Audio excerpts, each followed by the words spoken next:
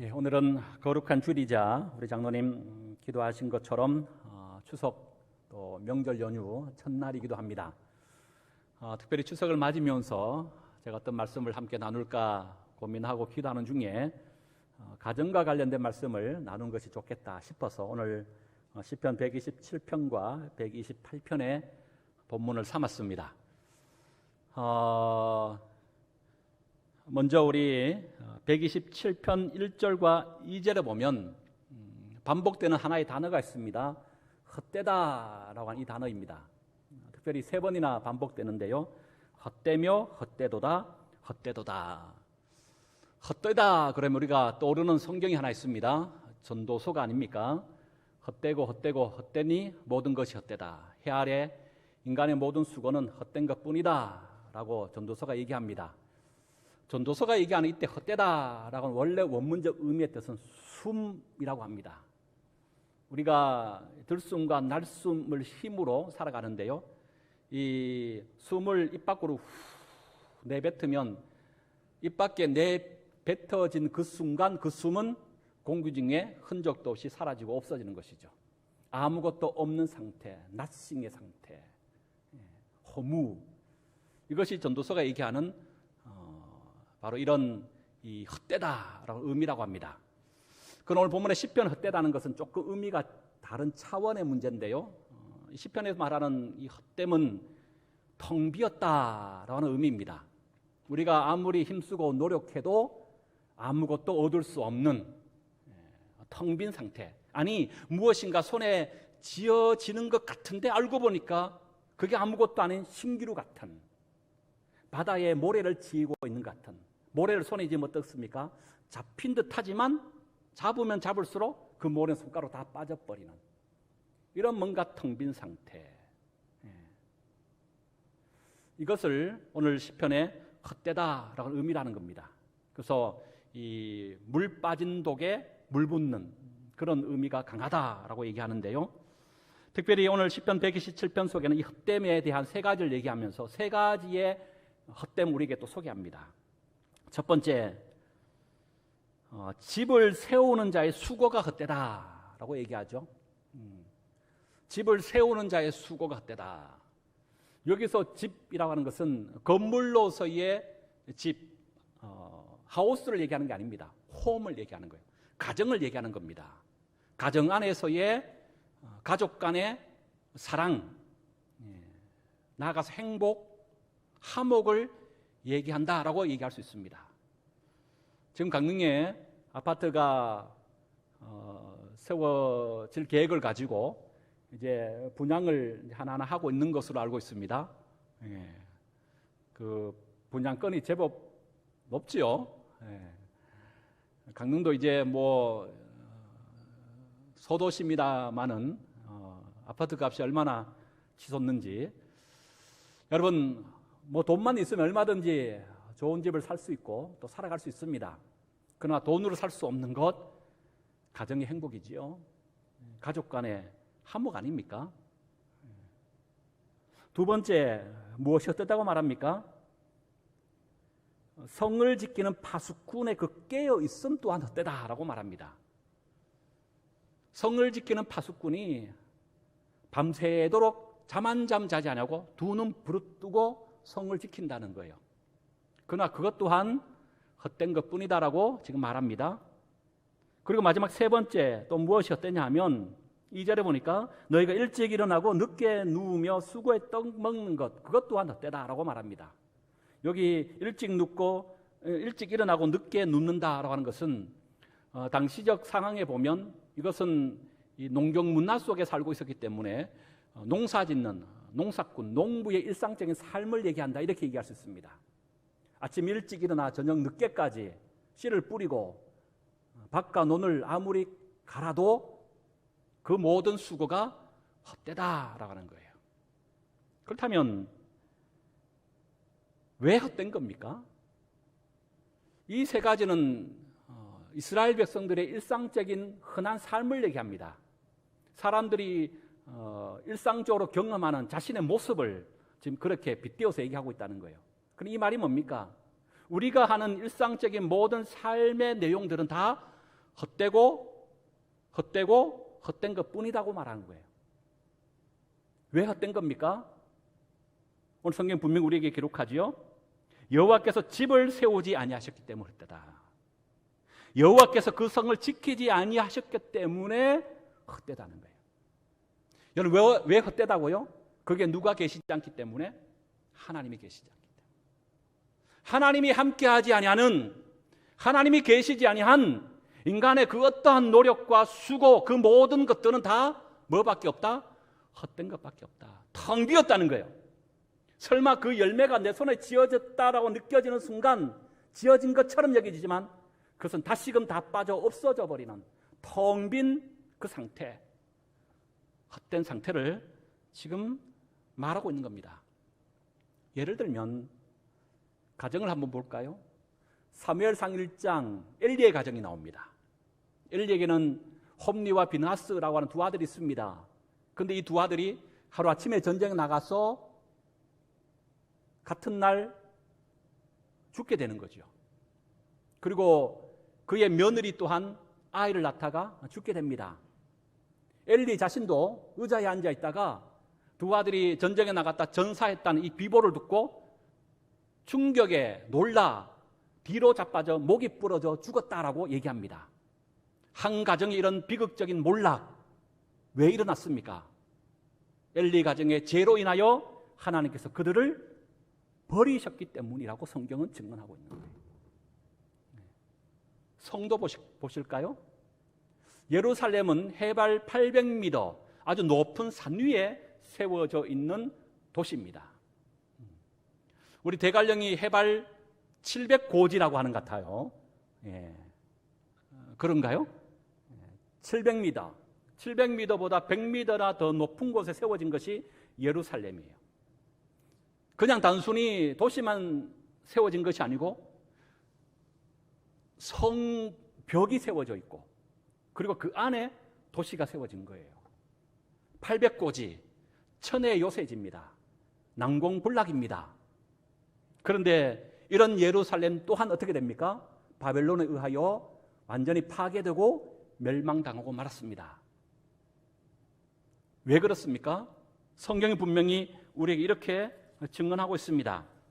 에스겔 10장 18절 여호와의 영광이 성전 문지방을 떠나서 에스겔 11장 23절 여호와의 영광이 성읍 가운데서부터 올라가 성읍 동쪽 산에 머물렀다. 뭘 얘기하는 겁니까? 하나님의 영광이 떠났다는 거예요. 예루살렘 성전 안에 계셔야 될 하나님께서 이스라엘의 제약 때문에 더 이상 예루살렘 안에 거하실 수가 없었다는 거예요. 그래서 하나님께서 떠나심에 아무리 난공불락이요 천의 요새지 같은 예루살렘이라 할지라도 결국 바벨론에 멸망당하고 말았다는 거예요. 바벨탑 사건도 마찬가지죠. 인간은 마땅히 자신을 창조한 하나님의 이름에 그 영광을 올리고 높여야 됨에도 불구하고 바벨탑 시대의 사람들 어떻게 합니까? 자신의 이름을 높이기 위하여 우리 함께 힘을 모으자, 노력하자, 애쓰자, 하늘 높이 닿을 탑을 쌓게 되는 거예요.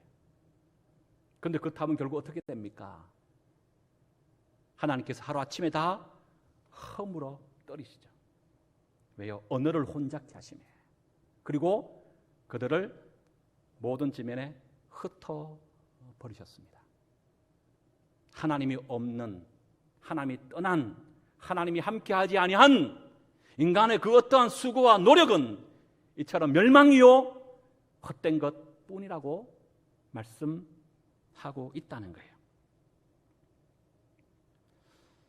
중요한 것은 이 헛된 경우의 세 가지의 경우를 지금 우리에게 말하면서 또 하나 우리가 봐야 할 것은 이 세 가지 경우의 헛됨의 삶을 사는 자들의 심리적 상태, 그들의 마음의 상태를 우리가 좀 확인해 볼 필요가 있는 것 같습니다. 여러분 다시 볼까요? 먼저 첫 번째, 집을 세우는 자. 집을 세우는 자가 그 집 세우는 것이 헛되다 그래요. 그런데 집을 세우는 자가 어떤 정신, 어떤 마음, 어떤 열정을 가지고 세웁니까? 수고하며 세운다는 거예요. 게으름 피우지 않은 겁니다. 자기 나름대로는 최선을 다하여 수고하여 땀을 흘리면서 집을 세워가는 거예요. 수고했다라는 단어로 주목할 필요가 있어요. 두 번째, 성을 지키는 파수꾼도 마찬가지입니다. 이 파수꾼은 어떤 심정, 어떤 마음을 가지고 이 성을 지킵니까? 깨어라고 그래요. 깨어. 깨어, 최선을 다하여 이 성을 지켰다는 거예요. 그러나 그것 또한 헛되다 그래요. 농사 짓는 농부들 어떻게 합니까? 일찍 일어나고 늦게 누우며 누구보다 최선을 다하는 거예요. 그런데 이 세 경우의 공통적인 특징이 있습니다. 뭡니까? 이들과는 하나님이 함께하지 않았다는 것이 공통적 특징이고, 또 하나는 궁극적으로는요, 이것은 뭘 얘기합니까? 하나님을 의지한 것이 아니고 그들은 누구를 의지한 겁니까? 자신이 수고한 거예요. 자신이 깨어 있는 겁니다. 자신이 일찍 일어나고 늦게 누운 겁니다. 거긴 하나님 있는 것이 아니고 누가 드러나는 겁니까? 내가 있는 거예요. 내가. 이건 다른 말 얘기하면 내 힘과 노력으로 얼마든지 우리 가정 지킬 수 있다. 우리 공동체 지킬 수 있다. 아름다운 수많은 열매 얼마든지 맺힐 수 있다라고 하는, 내가 주인 노릇하는 건 아닙니까? 전형적인 아담적 실존입니다. 선하게 알게 하는 나무의 실과를 네가 따먹으면 너의 눈이 밝아져 하나님처럼 된다. 하나님처럼 된다는 의미가 뭡니까? 하나님 없이도 너는 살아갈 수 있다는 거예요. 하나님 없이 너의 힘과 노력으로 얼마든지 너의 생명과 행복과 안녕을 확보할 수 있다. 이게 아담적 마음이었어요. 누가 왕이 되는 겁니까? 하나님이 왕임에도 불구하고 그걸 거부하고 자신이 왕이 되는 거예요. 자신 인생의 주인이 하나님이 아니라 내가 주인하는 거예요. 내 인생의 운전대를 하나님께 맡기는 것이 아니라 내 인생의 운전대를 내가 쥐고 있는 거예요. 하나님 없이도 얼마든지 내 노력에 따라서 얼마든지 지킬 수 있다. 얻을 수 있다. 가질 수 있다. 이런 모든 악한 생각들은 다 뭐에 불과하다? 헛된 것에 불과하다고 성경 분명히 지금 우리에게 말씀하고 있다고요. 그렇다면 우리 자신의 신앙을 지금 한번 점검해 봐야 하지 않을까요? 우리 지금 코로나 전국 속에 살고 있습니다. 다 힘든 생활의 삶을 살아갑니다. 여러분, 이런 이때 우리의 믿음의 자세는 어떻게 해야 될까요? 우리의 신앙은 지금 어떻게 다잡아야 할까요? 이런 코로나 전국 속에 두 부류의 신앙의 모습이 나타나는 것 같아요. 어떤 분들은 이번 계기가 도리어 육체의 자유를 누리는 것으로 전락시켜버리는, 그 아담적 실존 가운데 더 빠져버리는, 먹고 살기 힘든데 신앙은 조금 나중 뒷전으로 져버려버려요. 예배를 등한히 여기고 기도하러 하지 않고 마음을 이곳에 두지 않는 거예요. 내 힘과 노력으로 얼마든지 이 위기를 극복할 수 있다. 육체의 기회로 삼아 하나님을 등지고 세상으로 나아가는 그런 신앙인이 있는 것 같아요. 그런 반대의 신앙인이 있습니다. 아니야, 지금의 말로 하나님께서 우리 가운데 영적인 사인을 주시는구나.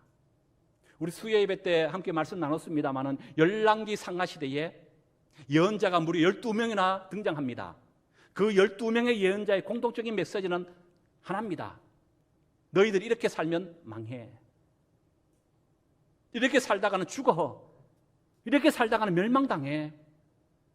너희들 잘못을 깨닫고 회개하고 다시 돌아와야지. 망한다는 것이 예언자들의 공통적인 메시지였습니다. 이런 코로나 전국 속에 참된 믿음의 성도는요, 하나님이 우리 가운데 지금 영적인 사인을 주고 계시구나. 하나님 없이 내가 왕 되려고 했고, 내가 내 인생의 주린 노릇하였고, 내 인생의 운전대를 내가 잡고 있었던 이런 것으로부터 멈춤. 이대로는 안 돼. 코로나라고 하는 전염병을 전 세계 지구촌에 주심을 통해서 인간이 왕되고 있는 이런 잘못된 것을 하나님께서 책망하시는 도구로 사용하고 있는 것 아닌가. 이거 우리 깨달아야 돼. 그래서 이 코로나 종국 속에 육체의 기회로 삼는 성도가 있는가 하면 이번 계기에 맞아, 내가 주님 앞에 더 가까이 가야지. 내가 왕됐던 그 자리 하나님께 다시 돌려드려야지. 내가 내 인생의 주인 노릇했던 것 하나님이 주인이시지. 내 인생의 운전대를 내가 잡고 내 마음대로 가려고 했던 것 이제 하나님 내 운전대가 되도록 모셔드려야지. 더 집중하는 거예요. 그런 자는 더 예배 가운데 서는 겁니다. 더 기도에 무릎을 꿇는 자예요. 더 주의 전인 이곳을 바라보는 성도들이 또 있더라는 겁니다. 오늘 소망의 성도들은 후자의 성도들인 줄로 믿습니다.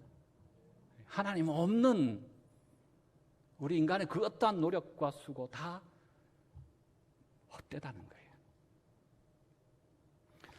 그리고 128편인데요. 128편은 127편과 대조를 이루는 그런 어떤 장이라 볼 수 있습니다. 127편의 내용의 요약은 말 한마디로 하나님 없는 인간의 그 수고와 모든 노력 헛된 것에 불과하다. 그런 반대로 128편은요. 1절에 그 선언적 선포를 하면서 시작합니다. 128편 1절 다시 읽어볼까요? 시작. 여호와를 경외하며 그의 길을 걷는 자마다 뭐 받아요? 복 받는다. 아멘. 이것은 4절도 다시 한번 반복합니다. 4절 읽습니다. 시작. 여호와를 경외하는 자는 이같이 복을 얻으리로다.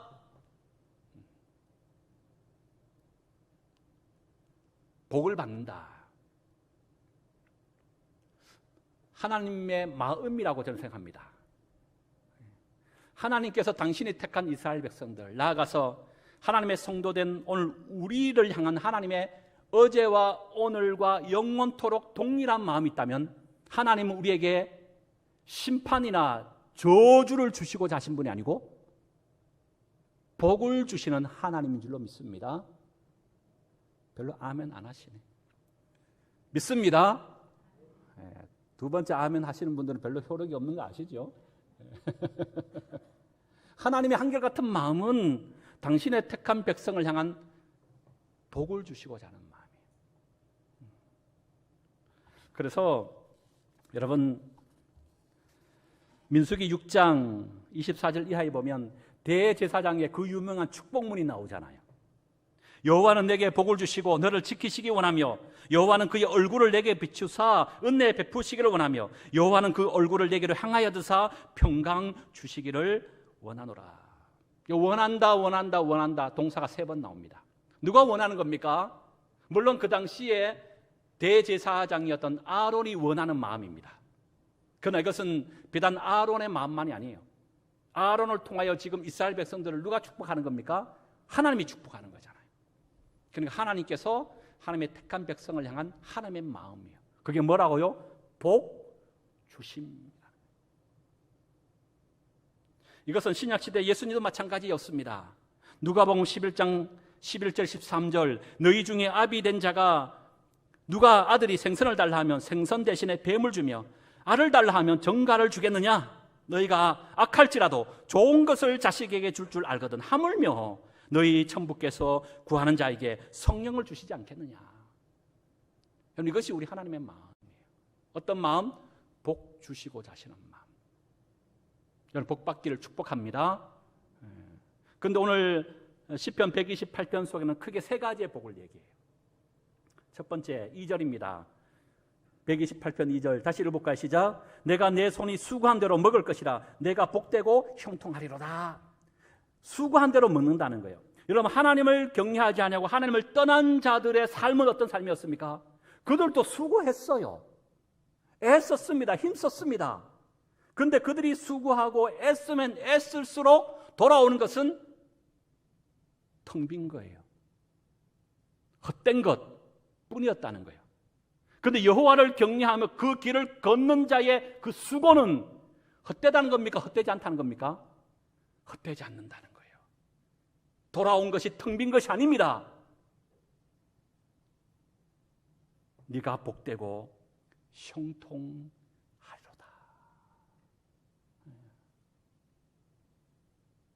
이건 다른 말로 얘기하면 가정 밖에서의 생업의 터전의 복이에요. 여러분, 힘들고 어렵지만 이런 종국 속에 우리가 하나님을 경외하고 그의 길을 온전히 걸어감으로 먼저는 여러분 수고하고 애쓴 이상의 하나님의 복을 받아 누릴 수 있게 축복합니다. 생업에 하나님 복 주신다는 거예요. 두 번째 복이 뭡니까? 그것이 가정 안에 들어와요.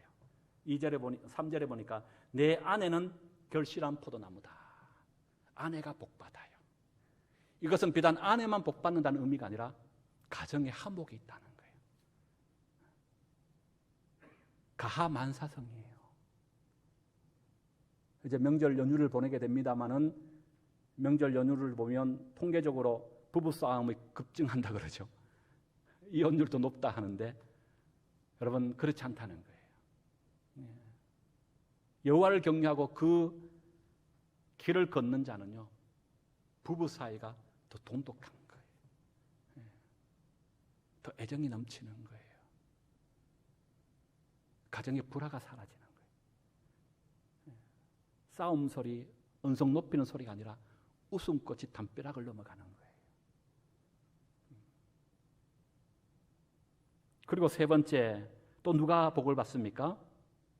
내 식탁에 둘러앉은 자식들은 어린 감람나무 같으리라. 자식이 복을 받아요. 특별히 감람나무에 비유하고 있는데 이 감람나무는 나무 중에서 가장 잘 자라고 가장 잘 뻗어나가는 나무라고 얘기한답니다. 그러니까 자녀들이 감람나무 같다는 것은 자녀들의 미래가 밝다는 거예요. 자녀된 부모된 우리에게 있어서 여러분들이 받을 복 중에 가장 큰 복을 뭘로 생각합니까?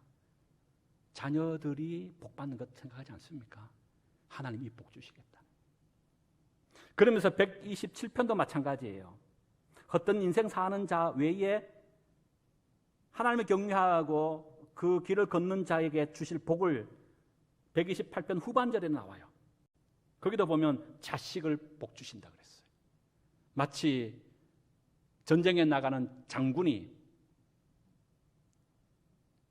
활을 가지고 나가는데 하살통에 하살이 많은 거예요. 하살통에 하살이 많으면 많을수록 그건 자기 무기잖아요. 전쟁에 나가 싸워 승리할 확률이 훨씬 더 높은 거죠. 왜? 그만큼 무기가 많으니까. 하살통에 하살로 자식을 비유하고 있어요. 타산을 얘기합니다. 물론 지금의 이 복을 그대로 대입할 수는 없겠지만 그 당시는 농경사회였습니다. 시족사회였습니다. 자식의 수가 그 가정의 경제력이었던 거예요. 외부로부터의 침입을 막는 1차적인 이기는 수단이 뭐냐? 자녀들이 많은 거였어요. 하나님께서 이처럼 자녀들에게 복을 주신다. 그러니까 이런 복을 받음으로 궁극적으로 어떤 상태가 되느냐? 6절 보세요. 6절 하반절에 이스라엘에게 뭐가 있을지어다? 평강이라는 거예요. 생업이 잘 되고 가정이 화목하고 가만사성. 자녀들도 미래가 훨씬 더 밝아요. 걱정 근심 없어. 그러니까 당연히 뭐가 있는 거예요? 내 마음속에 평강이 있는 거예요. 샬롬이 있는 거예요. 이 평강을 127편 속에는 뭘로 나타나느냐 하면 2절 하반절에 여호와께서 그의 사랑하는 자에게 뭘 주신다? 잠비라고 하는 것과 나는 연관이 있다고 봅니다. 여러분 어젯밤 단잠을 주무셨습니까? 저도 요즘 잠을 좀 깊이 못 자는 것 같아요. 평균 12시 넘어 자. 1시, 2시 자다가 2시간 후에 다시 깨갖고 새벽 4시에 또 새벽 기도 나와요. 그 하루에 많이 자도 2시간, 3시간 이래 자니까 목요일, 금요일 되면 막 피곤하고 몽롱해지는 것 같아요.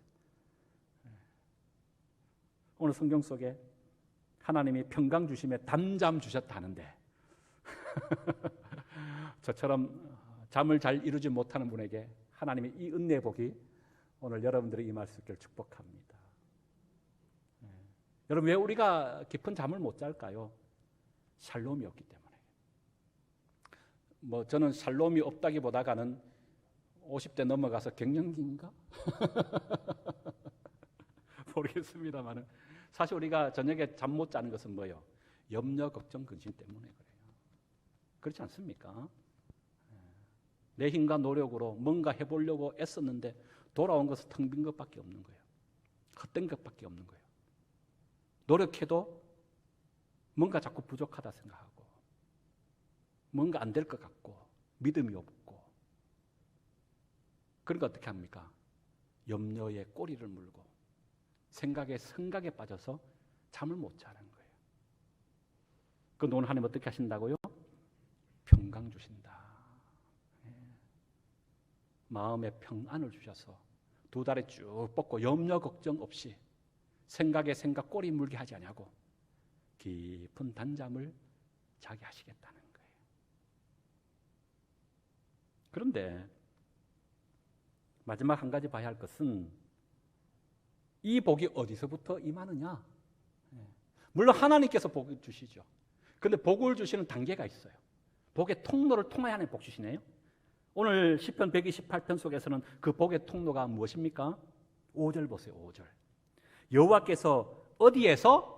시온에서 내게 복을 주시다. 시온이 하나님의 복의 축복의 통로가 되는 거예요. 시온이 뭡니까? 예루살렘을 얘기해요. 특별히 예루살렘 안에 하나님의 임재의 거룩한 장소인 예루살렘 성전이라고 볼 수 있어요. 에스겔 47장에 보면 이스라엘의 회복을 얘기할 때 그 회복이 어디로부터 오느냐를 우리에게 말씀하거든요. 회복을 시키는데 이스라엘은 막 저녁에 강이 막 물이 흐르는 거예요. 그 물이 닿는 곳곳마다 죽은 땅이 생명의 땅으로 막 바뀌어요. 그 물에는 물고기들이 수없이 많이 살아나 거늘게 돼요. 그리고 그 물 주변에는 사시사철 푸른 나무가 막 자라요. 그리고 중요한 것은 나무는 우리가 고작 해봤자 1년에 한 번, 많아도 2번. 근데 그 나무는 매달 열매를 맺는 나무예요. 성경 기록에 따르면. 그러니까 이 흐르는 물은 뭡니까? 생명의 물이 되는 거예요. 영생의 물이 흐른다는 거예요.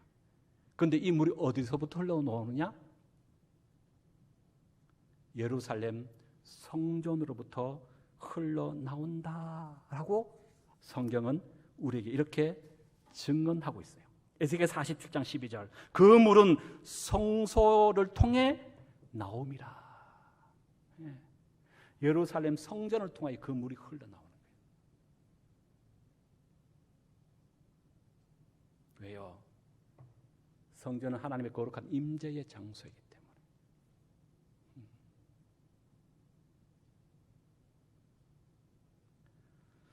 열왕기상 7장에 솔로몬이 성전을 지어놓고 그가 하나님 앞에 기도합니다. 하나님, 무소부지하신 하나님이 감히 인간이 지은 이 성전에 어떻게 갇혀 계실 수 있습니까? 하나님 그런 분이 아니라는 것은 나는 알고 있습니다. 그러나 하나님 기도하옵기는 우리 백성 가운데 그 누가 어떠한 상황, 그가 심지어 전쟁에 나가 전쟁을 치르는 자가 되든 아니면 포로가 되어지는 자가 되든 심지어 우리나라 백성이 아닌 이방인이라 할지라도 이 성전에 와서 기도하면 성전에 와서 기도할 수 없는 상황이 되어져서 성전이 있는 동쪽을 향하여 바라봐 기도하는 자마다 그가 유대인이든 이방인이든 누구든 관계없이 하나님 그들에게 복 주십시오. 그들에게 응답해 달라는 거예요. 어디를 향하여? 성전을 향하여. 성전에 와서 기도할 때. 왜요? 성전은 하나님의 축복의 통로이기 때문인 줄로 믿습니다. 그런 의미에서 여러분 교회를 사랑하셔야 돼요.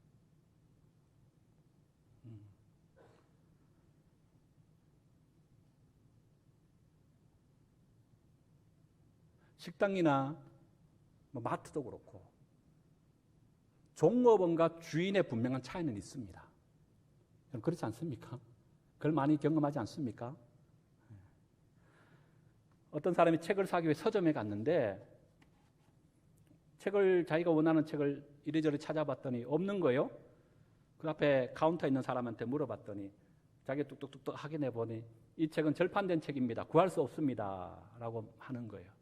근데 옆에 있던 어떤 사람이 그 소리를 듣고